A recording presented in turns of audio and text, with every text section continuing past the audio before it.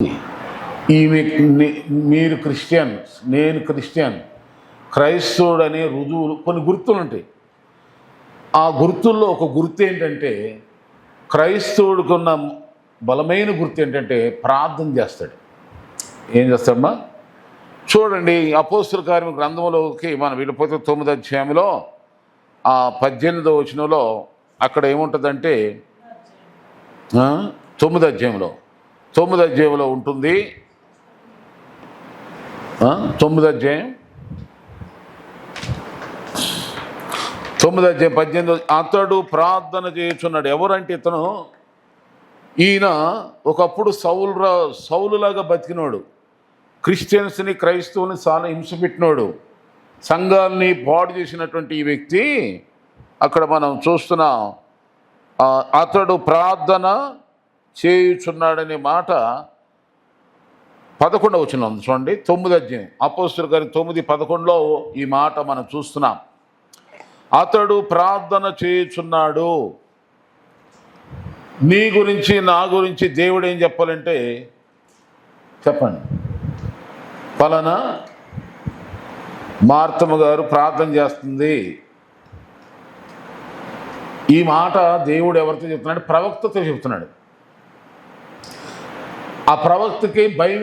ఎందుకంటే సౌలు అంటే ఎవరు? హింసకుడు, హానికరుడు, దోషకుడు, భయంకరమైన క్రూరుడు. అలాంటి వ్యక్తి ప్రార్థన చేస్తున్నాడంటే ఎవరైనా నమ్ముతారా? ఇప్పుడు ఉన్న పాటున మనకు ఎక్కడుండైనా భయంకరమైన ఒక వ్యక్తి, ఆడవాళ్ళైనా మగవాళ్ళైనా మారేరు, ప్రార్థన చేస్తున్నారు అని మనకు కానీ వార్త వస్తే వెంటనే నమ్ముతామా? ఏమో, అనేక భయాలు ఉంటాయి. అలాగే అక్కడున్న ఒక ప్రవక్త కూడా భయపడుతున్నాడు. అయితే దేవుడే స్వయంగా చెప్తున్నాడు, అతడు ప్రార్థన చేయుచున్నాడు. ప్రార్థన ఎందుకు చేస్తున్నాడు? అబ్బా, దేవుడు ఆయన్ని దర్శించాడు. నేనే యేసు ప్రభుని, నేనే, నువ్వు హింసించేది నన్నే, కనుక ఇదిగో నేను నిన్ను నా పాత్రగా వాడుకుంటా, నేనే దేవుడిని తను తాను యేసయ్య ప్రత్యక్షమైనప్పుడు అప్పుడు నమ్మాడు. అంటే అంతవరకు ఆయన ఎవరంటే యూదుడే యెహోవా దేవుడి మీద నమ్మకాలు ఉన్నాయి, కానీ యేసు ప్రభు దేవుడైన ఆయనకి నమ్మరు. అది ఇప్పుడుగా ఆ యొక్క విధానం ఇప్పుడు కూడా ఉంది ఇజ్రాయెల్ దేశంలో. కనుక నేను చెప్పేది ఏమిటంటే, ప్రతి ఒక్కరు కూడా యేసు ప్రభువు నిన్ను నన్ను దర్శించాడు, నాలో ఉన్నాడు, మీలో ఉన్నాడు. నువ్వు ఏ సంఘం అన్నావనో, మనం ఏ సంఘం, ఏ సంస్థను, ఏ దేశం, ఏ ప్రాంతం అన్నావనే కానీ ఏ డినామినేషన్, నేను ఒక్కటే కోరుకుంటా. బైబిల్ చెప్పే మాట ఏంటంటే, ప్రార్థిస్తున్నావా? ప్రార్థిస్తే నువ్వు క్రైస్తవుడు.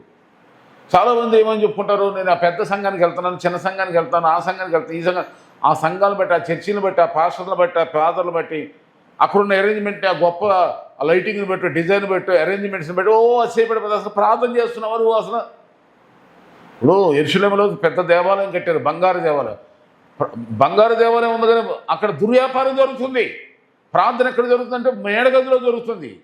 మేడగదిలోకి పరిశుద్ధాత్మ దిగి వచ్చాడు, కానీ బంగారు దేవాలయం అక్కడ ఉంది, సొలొమోను కట్టిన అక్కడికి వెళ్ళా దేవుని ఆత్మ, పరిశుద్ధాత్మ దేవుడు అక్కడ సంచరించలా. అక్కడ ఎవరు ప్రార్థించేవాళ్ళు లేరు. వ్యాపారం అంత కూడా ఆచారము, వ్యాపారము, ఆచారము అంతా కూడా పితరుల పారంపర్యాచారపరంగా అలవాటు చొప్పున అందరు. కానీ ఆ సుందరంగా ఉందా బంగారు మందిరం, కానీ ఇప్పుడు లేదులే, మనం చూడాలని లేదు. యేసుప్రభు వారు చనిపోయి తిరిగి లేచిన తర్వాత ఆ మందిరాన్ని యేసుప్రభు వారు చెప్పినట్టుగానే అది కూల్చబడింది. ప్రియా దేవుని బిడ్డ, నేను చెప్పే మీరు కూడా గుర్తించండి. ఎవరినైనా, క్రైస్తవుడైనా, పాస్టర్ గారైనా, విశ్వాస అయినా, ఎవరైనా సరే, దేవుని నమ్మిన వారి యొక్క గుర్తు ఏంటంటే, అతడు ఆమె ప్రార్థన చేయుచుంది. చూడండి, యేసుక్రీస్తు ప్రభు నమ్ముకున్నారు కదా. ఫస్ట్లో అపోస్తుల గారు 2వ అధ్యాయం ఉంటుంది కదా, 3000 మంది ఒకేసారి బాప్తిసం పొందారు. బాప్తిసం పొందిన వాళ్ళు ఏం చేశారు తెలుసా? ప్రార్థన చేయటి ఎందును ఎడతెగక ఉన్నారంట. ప్రార్థనలో ఎడతెక్కకుండా ఉన్నారు. నిజమైన క్రైస్తవుడు, స్వచ్ఛమైన క్రైస్తవుడు, నిజంగా దేవుని మీద ఆశతో జీవించేవారు, దేవుని చేత ఎన్నుకొనబడిన వారిలో మంచి లక్షణం ఏంటంటే ప్రార్థన చేస్తారండి. ప్రార్థన అంటే ఇష్టపడతారు. ఏమంటే ప్రార్థన ఇంట్లో చేసుకుంటాం, మనసులో చేసుకుంటాం అని అంటారు చాలామంది. అపోస్తుల గారి 16వ అధ్యాయంలో తుయతైర పట్టణస్థురాలైనటువంటి లూదియా అనే ఒక స్త్రీ ఉంటుంది. లూదియా ఆమె ఏం చేసిందంట, ఆమె ఉదారంగా పూడు వ్యాపారం చేసుకుంటే, ఉదారంగా పూడు అంటే మామూలు పూడు కాదు, బిజినెస్, అది మంచి బిజినెస్. దాన్ని పక్కన పడేసేసి ఏం చేసిందంటే, ప్రార్థన జరుగుననుకొని నదీ తీరమన ప్రార్థన జరుగుతుందని అక్కడికి వెళ్ళింది. అక్కడ పౌలు గారు మీటింగ్ పెట్టాడు సముద్రం నది ఒడ్డున. ఆ మీటింగ్ జరుగుతుందని మీకు తెలిసి ఎవరు సమాచారం చెప్పారో వెళ్ళిపోయింది. ఇక అక్కడికి ఎందుకు వెళ్ళాలి, ఇక్కడ చేసుకోవచ్చుగా. వెళ్ళాలి, ఎక్కడికి వెళ్ళాలి చెప్పండి? ప్రార్థన చేయటానికి, దేవుని ఆరాధించకుండా అపోస్తలుల గారు 8వ అధ్యాయంలో కూడా ఐగుప్తు దేశానికి ఆర్థిక మంత్రి అయినటువంటి ఆ మంత్రి, ఒక మంత్రి, ఫైనాన్స్ మంత్రి, ఆర్థిక మంత్రి ఒక ఆయన దేవాలయంకి వెళ్తున్నాడు, యెరూషలేము వెళ్తున్నాడు ఆరాధన చేయటానికి. అది కూడా రథం కట్టుకుని. అంత మంత్రి, దేశానికి ఆర్థిక మంత్రి, ఆయన ఎంత శ్రమపడాల్సిన పని ఏంటి? అరణ్యములు గుండా, ఎడారులు గుండా రథాలు వేసుకుని వెళ్ళి మరీ ఎంతో దూరం, సుమారు 1000 కిలోమీటర్ల దూరం వెళ్ళాడంట ఆయన. కనీసం 100 కిలోమీటర్లు వెళ్ళి ఉండొచ్చు. ప్రార్థన, దేవుని మీద ప్రేమ ఉన్నవారు ఏం చేస్తారంటే దేవునితో మాట్లాడకుండా ఉండలేరు. అది ఆశ. ఇప్పుడు మీకు మన మీద ప్రేమ ఉన్నవారు, లేక నాకు ఎవరి మీద ప్రేమ ఉందనుకోండి, ఫోన్ చేసుకోకుండా, మాట్లాడుకోకుండా, కలుసుకోకుండా ఉండగలమా? ఉండలేము. అలాగే దేవుడు అంటే ఆశ, ప్రేమ ఉన్నవాడు ఎన్ని అయినా సరే ఆకుండా వెళ్ళిపోతాం. ఆమేన్. అవును, ఇది మానవ నైజం, అందరూ ఒప్పుకు తీరాల్సిందే. కానీ అదే ఆశ, అదే ధ్యాస, అదే విధమైనటువంటి అదే విధమైన తపన దేవుడి మీద ఉండాలి. దేవుడి మీద ఉందని రుజువేంటి చెప్పండి, అనండి, మాట అనండి. ఏం చేయాలి? రుజువేంటమ్మా? ప్రార్థన చేయాలనండి. ఎక్కడికి వెళ్ళి చేయాలి? తన ఆలయములో నా మొర వినెను, తన ఆలయములో అదరెను ధరణి భయకంపముచి, అదరెను ధరణి భయకంపముచి, యెహోవా నా బలమా, యథార్థమైనది నీ మార్గం, పరిపూర్ణమైనది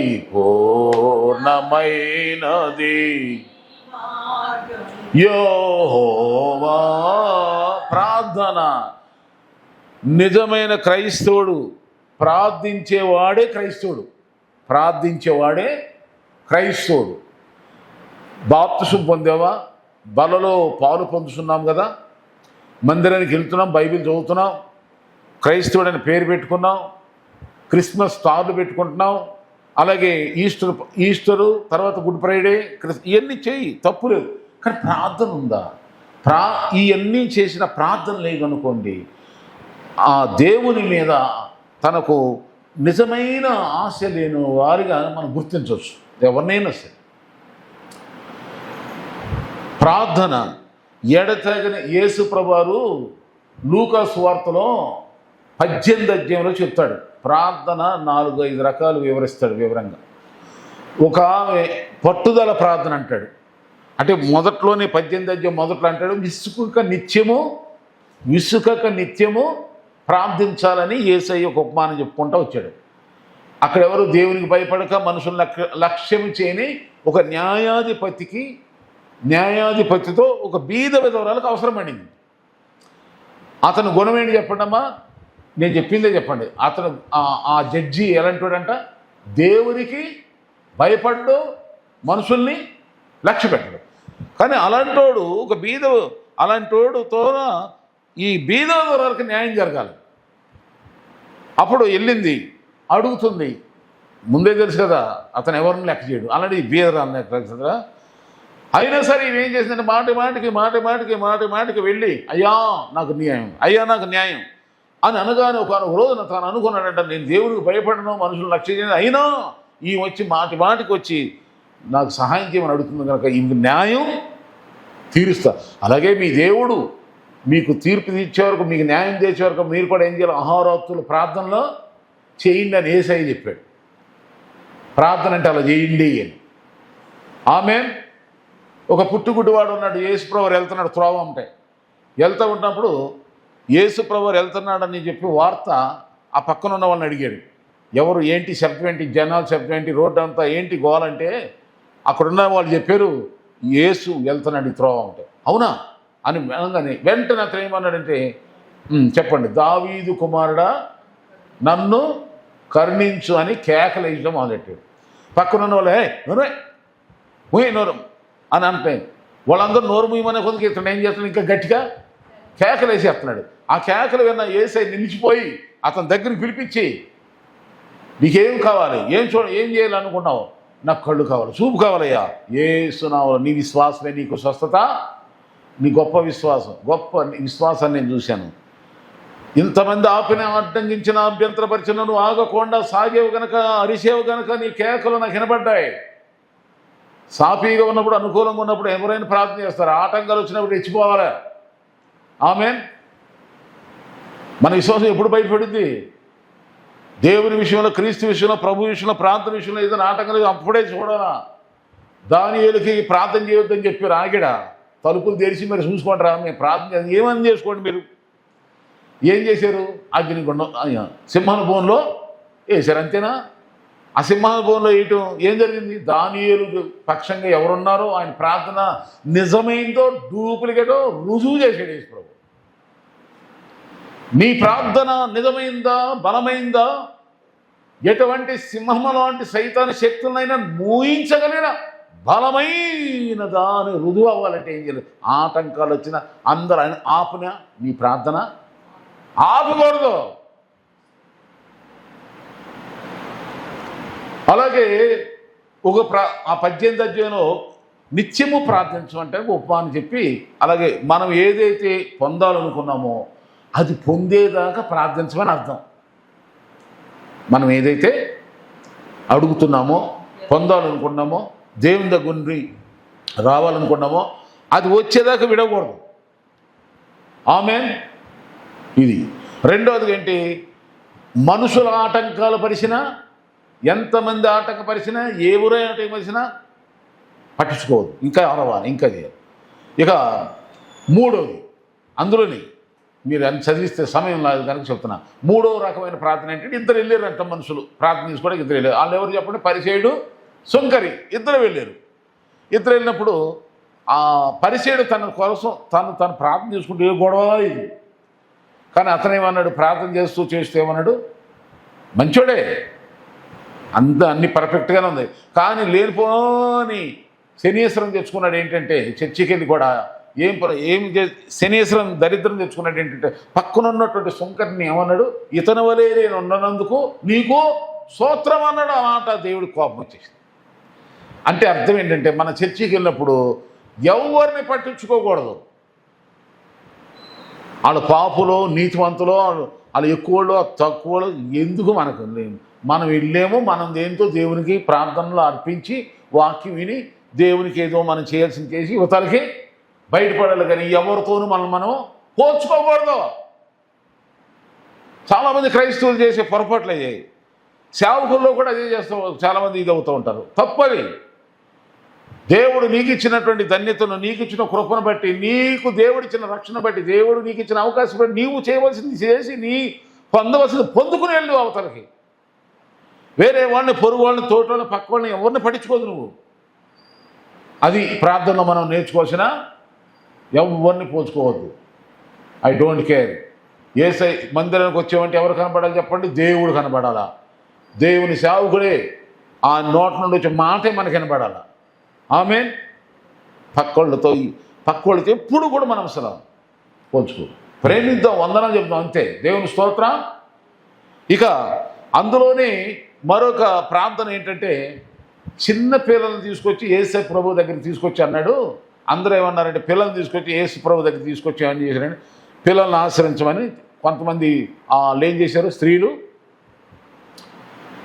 తీసుకొచ్చి ప్రార్థించమన్నారు. అప్పుడు యేసు ఏం చేశాడు? ఆ పిల్లలందరినీ ఆశ్రయించాడు. అలాగే మన పిల్లలు, మన కుటుంబాన్ని కూడా తీసుకొచ్చి ఏం చేయాలి? ప్రార్థనలో దేవుని ద్వారా దీవించబడాలని నమ్మకం ఎవరికి కలుగుతుందో తెలుసా?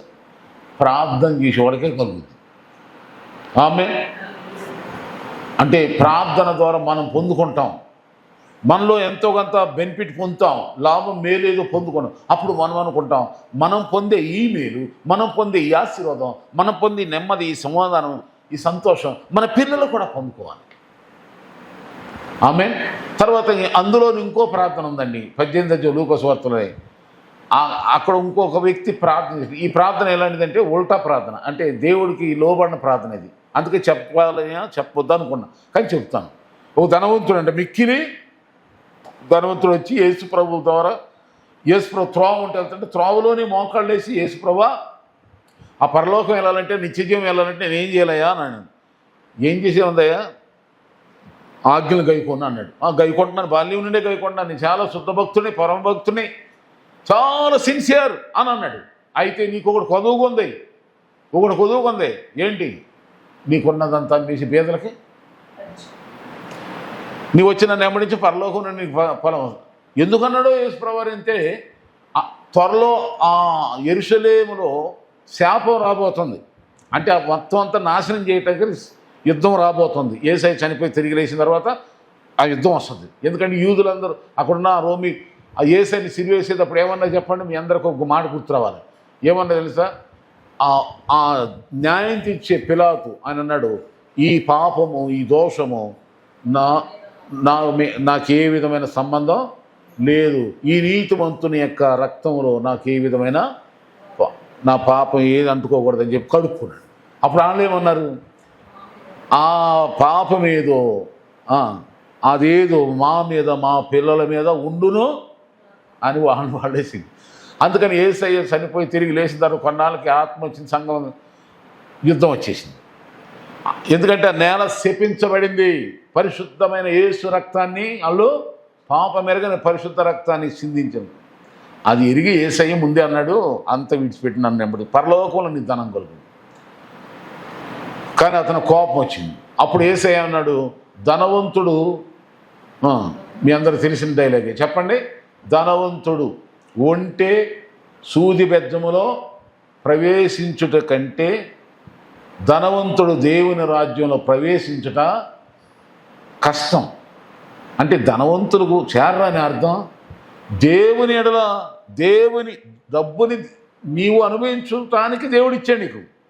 నీవెంత అనుభవిస్తే ఇవి దేవునికి ఇవ్వు. తర్వాత దేవుని వాక్య ప్రకారం దాన్ని ఖర్చు పెట్టు, ఇస్తాడు ప్రభు, ఇంకా ఇస్తాడు. అదే స్థిరం అనుకోమాక. అలా అయితే లోబడలేదు. అందుకని అతని ప్రార్థన దేవుడు వినలేదు. అంటే చాలామంది ప్రార్థిస్తారు కానీ దేవుని దగ్గరికి వచ్చేవరకు కొన్ని విషయాల్లో ఏమవుతారు, అవిధేయులుగా. అలా ఉండొద్దని మనవి. అయితే నా సబ్జెక్ట్ నేను ఏంటంటే, పౌలుగా మారినాక, అతనిలో ఉన్న రక్షణ పొందినాక, యేసయ్యని తెలుసుకున్న వారి యొక్క మంచి లక్షణం ఏంటంటే ప్రార్థిస్తారు. చెప్పడమా? ప్రార్థించేవారే క్రైస్తవులండి, నిజ క్రైస్తవులు. వాళ్ళు పేరు క్రైస్తవులు, పై క్రైస్తవులు అనేక మంది ఉన్నారు, కానీ అలాంటి వాళ్ళు చూసి విచారం కలుగుద్ది. ప్రార్థన పాటలు పాడతారు. ఏమని? ప్రార్థన శక్తి నాకు కావాలయ్యా నీ పరలోక అని పాడుతారు. కానీ ప్రార్థన అంటే ఇసుగో, చిరాకు, ఏదో ఈగలు దోమలు పైకినట్టుగా, సీములు తెరలు పైకినట్టుగా పీగినైపోతే క్రైస్తవుడు. పాటలు పాడేటప్పుడైతే అందరూ ఉంటారు, ఏదైనా మీటింగ్లో ఎక్కడైనా సరే 2 సమయాల్లో బయటికి వెళ్ళిపోతారు. అంటే ఇక్కడ కదలే, కొన్ని చోట్ల మనం చూస్తాం. ఎక్కడ చెప్పండి? ప్రార్థించేటప్పుడు ఏం చేస్తారు అందరూ? కొంతమంది బలవంతంగా కళ్ళు మూసుకుంటారు, కళ్ళు మూసినట్టే ఉంటారు కళ్ళు తెరిచి. కొంతమంది ఏం చేస్తారంటే ప్రాంతంలో నటిస్తూ ఉంటారు.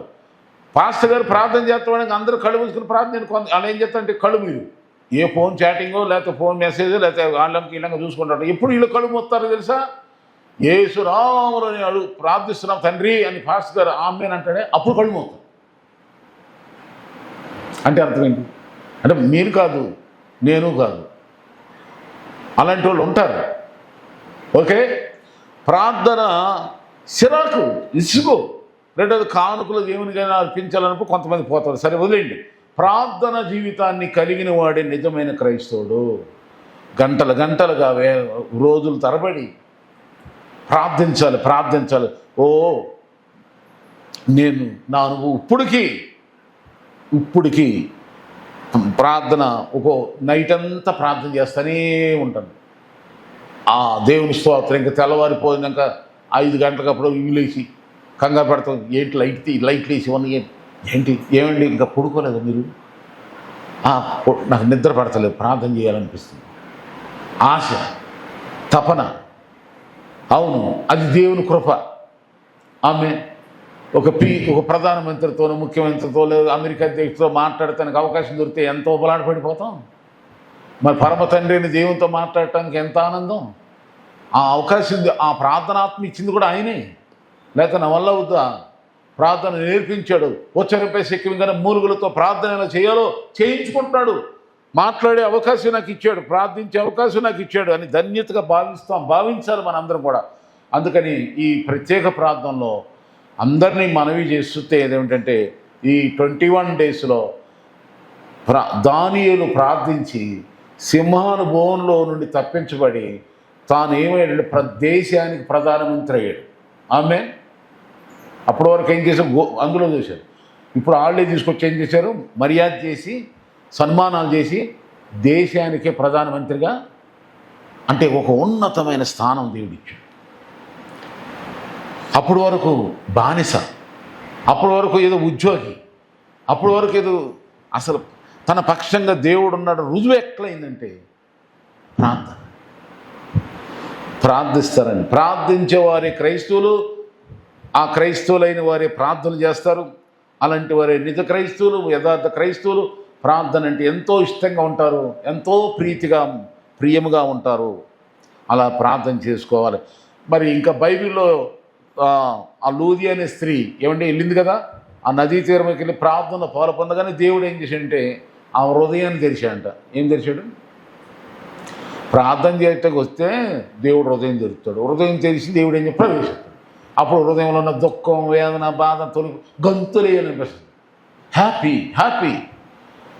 ఏదో పేరుకు క్రిస్మస్ అందరూ హ్యాపీ క్రిస్మస్ అంటాం కదా, పైకి నిజంగా అసలైన హ్యాపీ, అసలైన సంతోషం ఇదే.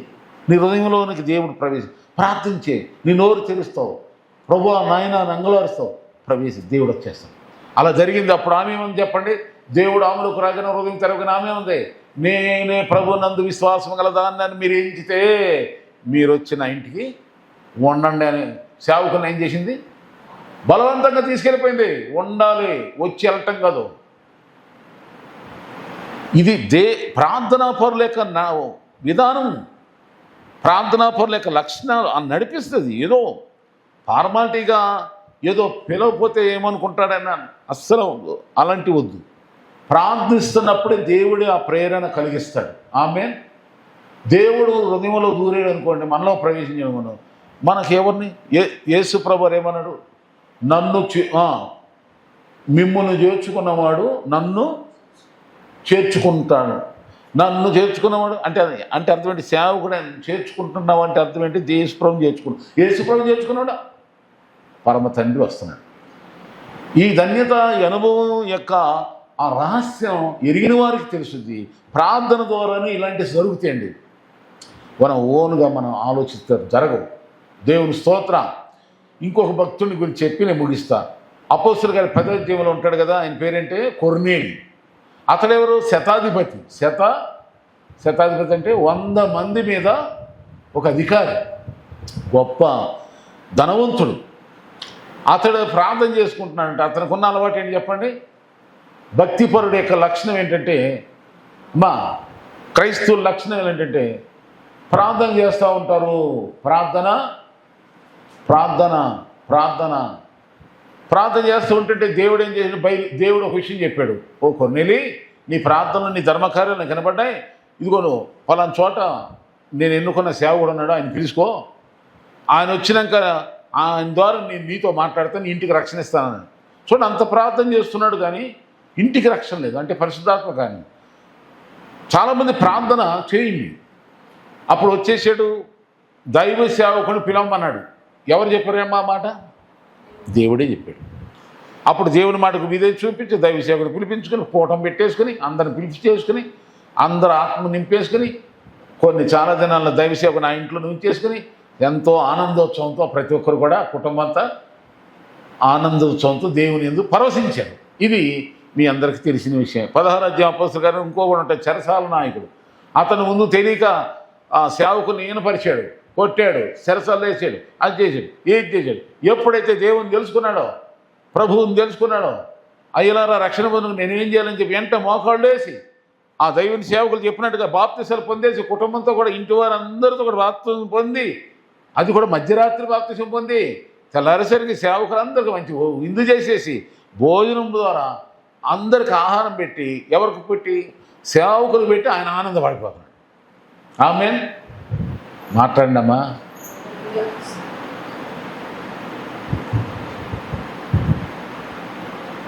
నాకు ఇవాళ నాకు ఎందుకో ప్రేరేపణ నాకు ఎందుకు అనిపిస్తుంది, ఇవాళ ఏదో అటు ఇళ్ళ వరకు బిర్యానీ వాసన అవుతుంది, బిర్యానీ తినాలనిపిస్తుంది. నాకు దేవుడు ఆత్మ ఏం చెప్తున్నంటే, నిన్న నుండి నువ్వు తినాలనుకున్నావు కదా, నువ్వు తినమాక, వేరొకరికి పెట్టి నువ్వు తిన్నట్టు తృప్తి పొందన్నాడు. ఏమ్మా పిచ్చోడు అనుకున్నారా అని అనుకోమాకండి. నేను ఇవాళ అదే పని చేశాను. దేవుని స్తోత్రం. నేను ఇవాళ అదే పని చేసే. దేవుని స్తోత్రం, దేవుని స్తోత్రం. కనుక ఈ సమయంలో మనం ఆనందించాలి. ఎవరో నేను ఇవాళ చేస్తూ ఏం చేశానంటే, నేను ఆనందిస్తూ చూస్తున్నా, నేను సంతోషపడుతున్నా. అది తినే వ్యక్తి తెలియపోవచ్చు. నేను ఎంతో ఆనందిస్తాను. ప్రభా స్తోత్రం స్తోత్రం. నేను మంచి బైబిల్ చదువుకున్నా, ప్రార్థనాపూర్వకంగా స్తోత్రం. అలాగే ఈ చెరసాల నాయకుడు దైవుని సేవకులు చేర్చుకుని ఆయనకి మంచి విందు చేసి ఏం చేస్తానంటే ఆనందిస్తున్నట్టు ఉంది అక్కడ బైబిల్లో. ఆమేన్. చూడ, మనకి ఇష్టమైన వారు మన ఇంటికి వచ్చి భోజనం చేస్తున్నారు, ఏం చేస్తామమ్మా? ఏమండి, మీరు కూడా భోజనం పెట్టినప్పుడు నాకు ఏం చేస్తారు? అయ్యగారు వేసుకో, అన్న వేసుకో, ఇంకోటి ఎంతో ఆనందపడిపోతారు మీరు. అంటే అన్న తినాలని. దేవుని స్తోత్రం. దేవుని సేవకుడు తింటే మనకెంతో దీవెనని మీకు తెలుసు కనుక దేవుని స్తోత్రం. ప్రార్థనలో ఇవన్నీ మనం అనుకున్న ఇవన్నీ విషయాలంటే ప్రార్థన ద్వారానే జరుగుతాయి. చెప్పండి, దేని ద్వారానా? ప్రార్థన ద్వారానే ఇవన్నీ నడిపించబడతాయి, మనకు తెలియకుండానే జరిగిపోతాయి. దేవుని స్తోత్రం. కనుక అందరం కూడా నేర్చుకోవాల్సింది, ఈ మెసేజ్ ముగించక ముందుగా నేను చెప్పే మనందరం నేర్చుకున్న సత్యం ఏంటమ్మా, నిజ క్రైస్తవులకి ఉన్న ముఖ్య లక్షణం ఏంటండి? ప్రార్థన. చెప్పండమ్మా. అంతే. ఏ బట్టలు మార్చుకోక్కర్లేదు, నీకేదో మార్చుకోక్కర్లేదు, ఏ వేషం వేయక్కర్లే, ప్రార్థించు. చివరిగా ఇద్దరు మా దగ్గరికి సేవ కొత్తలో 99 సంవత్సరంలోనో 1990 మేము అక్కడ సంజయ్ గంధంలో ఒక రెంట్ హౌస్లో ఉండి సేవలో ఉన్నప్పుడు ఇద్దరు పెద్దవారు ఆంటీలు వచ్చారు. ఆ ఏరియాలో ఎవరి కోసమో వచ్చారు. ఎవరి కోసం వస్తే అక్కడ వాళ్ళు అనుకున్న క్రైస్తవులు అక్కడ ఎవరు లేరు. సరే, అక్కడ ఈ పక్కన ఉన్న వారిని అడిగితే ఇక్కడ ఎవరైనా క్రిస్టియన్స్ ఉన్నారంటే, ఇది ఇక్కడ ఉన్నాడమ్మా ఈ పాస్టర్ ఎవరు, వాళ్ళు ఎవరు అని పంపించారు మా దగ్గర. అప్పుడు వాళ్ళిద్దరు ఎలా ఉన్నారంటే, ఒక ఆమెమో తెల్లగా రూపం తెలుపుకొని ఉంది, ముక్కులకి లేదు, చెవులకు లేవు, మళ్ళీ తెల్లడవచ్చు. అమ్మో బాబాయ్, చూస్తే ఏముందంటే ఎలా ఉందంటే, అసలు ఈమె నిజమైన భక్తురాలు రానాయనా అన్నట్టు. ఆమె మన తెలుగు ఆమె కాదు, బయట దేశం, ఇక్కడ హైదరాబాద్లో. ఆమెకు తోడు పక్కన ఇంకొక ఆమె వచ్చింది. ఆమె ఎలా ఉందంటే, ఒక బొట్టు తప్ప, బంగారు గాజులు, బంగారు ఖరీదైన వస్త్రాలు. ఏంటి ఈమె ఏంటి ఇంత రంగు చీర, ఈ వెండి బంగారు, ఈమెదేముంది అన్నట్టు మాకుంది. కానీ వాళ్ళిద్దరు ప్రార్థన చేశారు. ఆ మేము ఎవరైతే ఈమె భక్తురాలని అనుకున్నామో ఆమె ప్రార్థన చేసిందండి బాబు, మామూలుగా చేయలేదు. దేవుని స్తోత్రం. మా హృదయాన్ని తాకింది. ఆ ప్రార్థనా పర్వాలని పై రూపాన్ని కనపడ్డానేమో, ఎప్పుడు ముగిస్తుంది పనికి మందే అన్నది అనిపించింది. ప్రియంతో ఉన్నది ఆమె ముందే చెప్పాము. చూడటానికి తెల్లగా ముక్కు చెవులకి ఏమీ లేవు, కానీ ఏం ప్రార్థన అనిపిస్తుంది. ఏం ప్రార్థన పెట్టింది. ఇంకా కాసేపు చేస్తే అప్పుడు అరగంట చేసేసింది. అరగంట. కొత్తగా మా ఇంటికి వచ్చి ఎవరైనా మీ ఇంటికి వచ్చి మన దగ్గరికి వచ్చి అరగంట నుంచోబెట్టి ప్రార్థన ఎలా ఉంటుంది? బోరు పడదు. ఈమె ఎప్పుడు ముగిస్తుందా అని చూస్తాం. కానీ ఆ రోజు అంటే మాకు ఇంకా కాసేపు ప్రార్థన చేస్తే ఇందామరా అనిపించింది. అట్ట ఆమె ఆ ప్రార్థనా పర్వాలు ఇదిగో ఈ దీన సేవకు మేము ప్రార్థన చేసుకోవడం దేవుడు ఆమె చూపించాడంట. ఆమె చాలా కాలం మనకి విడవలు ఇక్కడికి వచ్చినాక ఈ మందిరానికి వచ్చినాక ఇక్కడ VBS పిల్లలకి చాలా సపోర్ట్ చేసింది. దేవుని స్తోత్రం. హల్లెలూయా. ప్రార్థనా పరులు అయితేనే మన ప్రార్థనా పరులు గుర్తిస్తారు. ఆమె ప్రార్థనా పరులు. అదిగో తెల్ల డ్రెస్ వేసుకొచ్చినా మా అడ్రస్ లేదు. కానీ ఏమైతే ప్రార్థన ద్వారా హృదయాన్ని తాకి ప్రార్థనల ద్వారా ఆమె ఎవరో నాకు తెలియదు. పెద్ద ఆమె RTC అకౌంటెంట్ ఆఫీసర్ తెలంగాణ. అలాంటి గొప్ప ఆమె రిటైర్మెంట్ అయిన ఆమె. దేవుడు బయలుపరిచాడు. దేవుడు చిన్న పిల్లలాగా వచ్చేసేది ఇక్కడికి ప్రార్థన. దేవుని స్తోత్రం. అప్పుడప్పుడు కనుక దేవుని బిడ్డ నేను మనందరము ఈ సమయంలో ప్రార్థన ద్వారా ఇలాంటి మేలులు, ఉపకారాలు, సంతోషం, సహవాసం, దీవెనలు మనకు అనేకమైన దేవుని నుండి మనకు జరుగుతాయి. వద్దన్నా జరుగుతాయి. దేవుని స్తోత్రం. విన్నారా? అందుకని ప్రార్థన శక్తి నాకు కావాలయ్యా, ప్రార్థన మాన్నయ్యా, ప్రార్థన చేసే శక్తి నాకు విసుకక నిత్యము నేను ప్రార్థిస్తా. ఇదిగో ఫలానామే ప్రార్థిస్తుంది అని నా బస్తీ వాళ్ళు చెప్పాలి, నా బంధువులు చెప్పాలి, నా స్నేహితులు చెప్పాలి, అందరూ చెప్పాలి. దేవుని సేవకుడు కూడా చెప్పాలి. నా గురించి సాక్ష్యం మీరు చూడాలి. నాయన ప్రార్థన నాయకు ఈ ప్రార్థన కూడుకలో పాలు పొంది ఇదిగో ప్రార్థన ప్రేమించే బిడ్డను నన్ను రుజువు అవ్వాలి ప్రభా, నన్ను బలపరచు అని ప్రతి ఒక్కరు ప్రార్థన బలం కోసం ప్రార్థన చేసుకుంటూ దేశం అడిగి ఈ ప్రార్థన కూటల్లో మన పాలు పొంచు. ఇంకా మన ముందు ఇంకెన్ని రోజులు ఉన్నాయి? మహానికి 18 రోజులు ఎంతో ఉన్నట్టుండి. కనుక అందరూ కూడా ప్రార్థన బలం పొందుకుని ప్రతిరోజు దీవించబడదాం. దేవుడు తన మహాశక్తి కనికరము మనం అందరి మీద కొమ్మరించి ప్రార్థనా పనులుగా చేసి బహుగా దీవించునుగాక.